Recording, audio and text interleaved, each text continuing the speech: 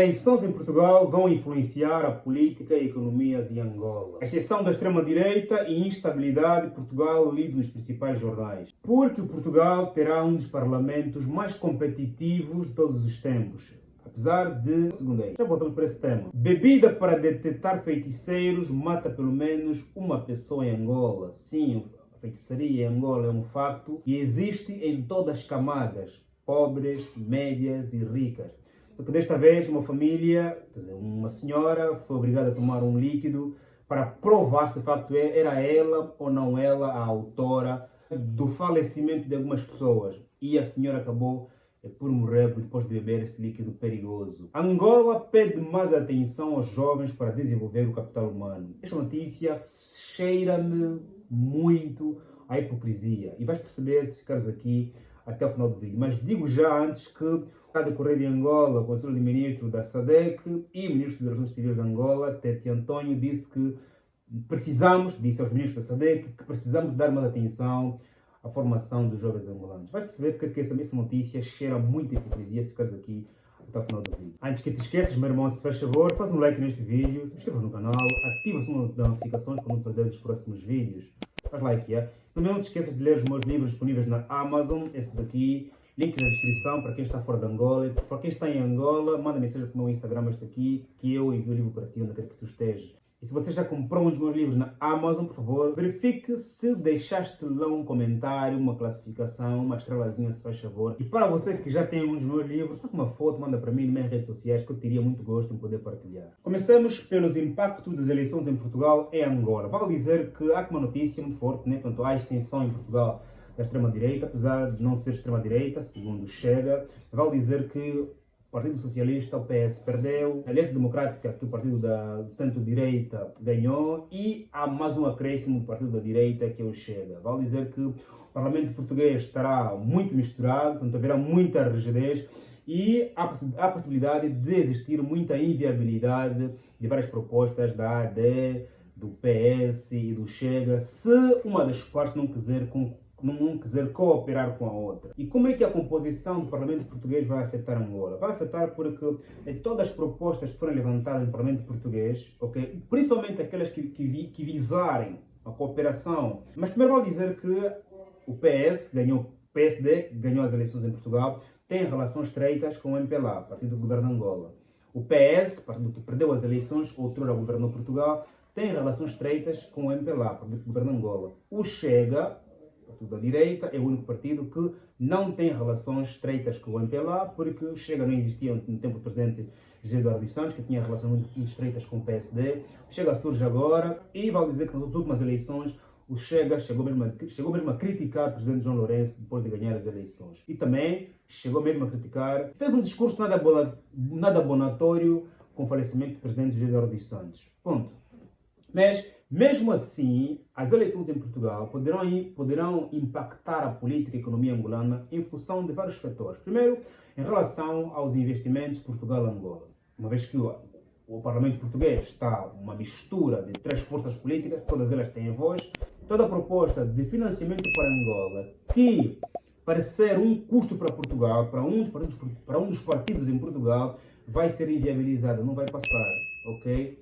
Porque nestes três grupos há um partido que não tem aproximação com Angola. Portanto, todo o financiamento de Portugal para Angola, toda a cooperação econômica e política de Portugal para Angola, que para Portugal significar um custo, que para um dos partidos, desses três partidos, significar um custo, vai ser inviabilizado, não vai passar, logo vai afetar diretamente Angola. A política migratória Angola-Portugal, Portugal-Angola, podem também sofrer algumas alterações se surgirem alguns pacotes legislativos, ok?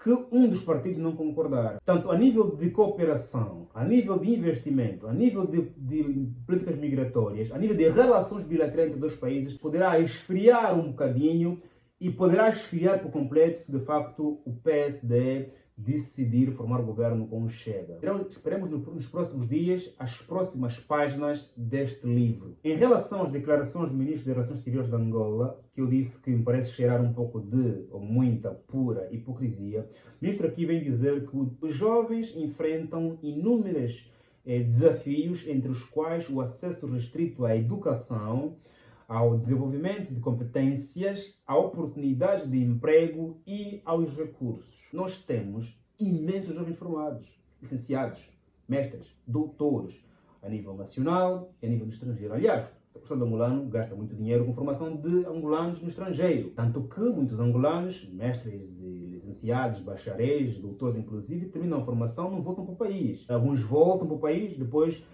de um ano no país, regressam para os países de formação, porque há dificuldade de integração, tanto para quem é formado e pior para quem não é formado. Portanto, se para quem é formado tem dificuldade de encontrar trabalho no país, como é que a educação, como é que a formação vai servir de inspiração para outros jovens?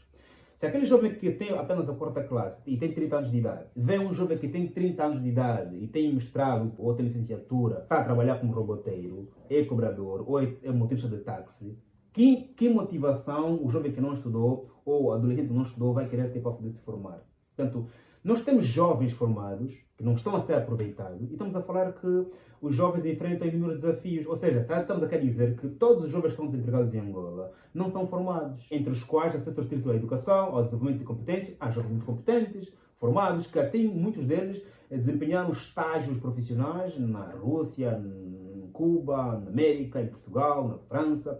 Jovens que formaram, são mestres licenciados, têm estágio profissional, até alguns trabalharam também em empresas estrangeiras, chegam no país e não têm acesso à formação.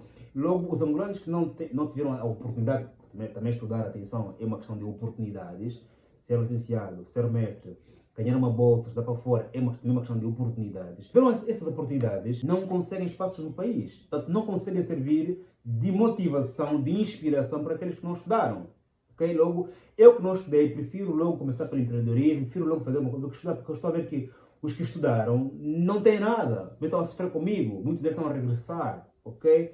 Muitos estão a cair para os caminhos fáceis, como por exemplo jogos de aposta, e não só, está a perceber a questão.